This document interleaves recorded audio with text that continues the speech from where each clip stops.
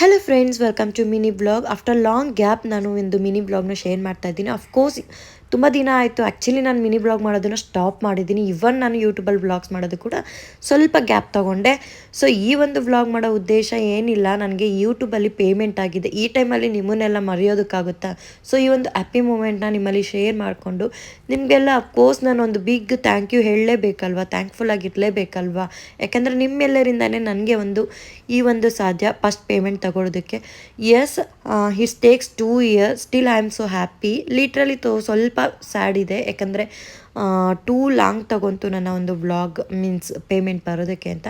It's okay. So ಇಬ್ಬರು ಮಕ್ಳಿಗೂ ನಾನು ಹೊರಗೆ ಕರ್ಕೊಂಬಂದಿದ್ದೆ, ಒಂದು ಸ್ಮಾಲ್ ಶಾಪಿಂಗ್ ಮಾಡೋಣ ಅಂತ. ಇವನ್ ನನ್ನ ಹಸ್ಬೆಂಡ್ ಕೂಡ ಕರ್ಕೊಂಬಂದಿದ್ದೆ.